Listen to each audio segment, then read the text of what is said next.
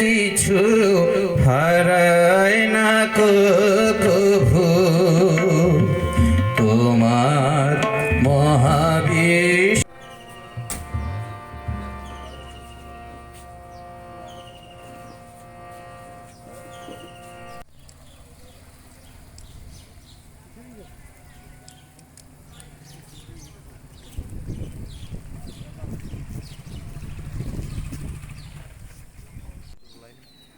দৃষ্টিভঙ্গিতে ভুল আগে কথা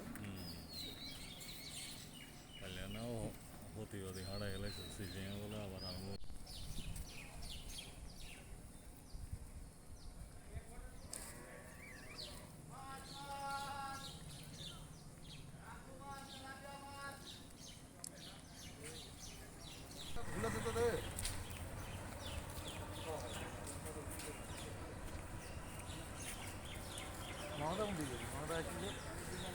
হ্যাঁ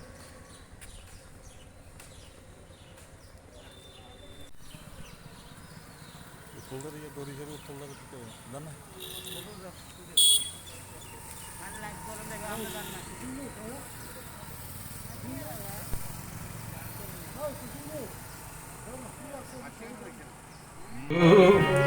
আনমনে খেলিছ এ বিশ্ব। আমাদের অনুপ্রেরণা আমরা সঞ্চার করি। আমরা জানি নজরুল জাত পাত ধর্ম বর্ণ উঁচু নিচু এই বৈষম্য অসাম্য এইগুলির বিরুদ্ধেই তার সারা জীবনের লেখা, এবং এই লেখার মধ্যে তিনি তার জীবনের মধ্যে শুধু লেখেননি, তিনি তার জীবনের যে জীবন প্রণালী জীবনের মধ্যে তিনি সেটা অনুশীলনও করেছেন।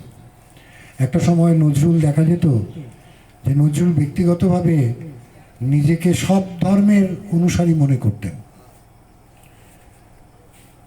এক সময় নজরুল গেরুয়া পরতেন, গেরুয়া টুপি মাথায় দিতেন, সাধুর মতো থাকতেন, এবং প্রত্যেক অমাবস্যায় কলকাতা মহিম হালদার স্ট্রিটে থাকতেন তিনি, এবং প্রত্যেক অমাবস্যায় কালীঘাটে মায়ের মন্দিরে পুজো দিতে যেতেন। আবার মসজিদেও তিনি আজান দিতে যেতেন, মসজিদেও তার ইসলামিক গানের ভরপুর ভাণ্ডার, তার শ্যামাসঙ্গীতের ভরপুর ভাণ্ডার রয়েছে। এই যখন নজরুল, স্বাভাবিকভাবেই তাকে তখনকার দিনেও সেই সময়েও যারা গোড়া সমাজে যারা বৈষম্যের সৃষ্টি করে তারা তাকে বাধা দিয়েছিল এবং তাদের রোষের দৃষ্টিতেও তিনি পড়েছিলেন। কিন্তু এসব কিছু জয় করে নিজের জীবনের দারিদ্র্য, একটা সময় তিনি রুটির দোকানে চাকরি করতেন, কবির দলে চাকরি করতেন, যাত্রা দলে পাড়ায় পাড়ায় ঘুরে বেড়াতেন, এবং এই করতে করতে তিনি একদিন সেনাবাহিনীতে যোগ দিলেন।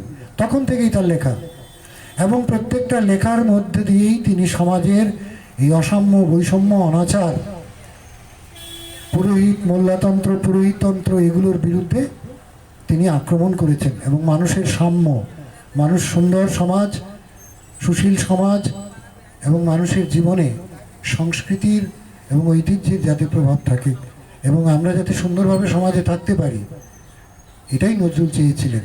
যে সমাজে কোনো বিভেদ নেই, উঁচু নিচু নেই, বর্ণ জাতিভেদ নেই, ধর্মের ভেদ নেই, মানুষ এখানে সমানভাবে থাকবে। এইটাই নজরুলের গোটা সাহিত্য জীবন এবং তার ব্যক্তিগত তার জীবনের নিজের জীবনের বার্তা আমরা যেন সেটাকে বহন করে চলি।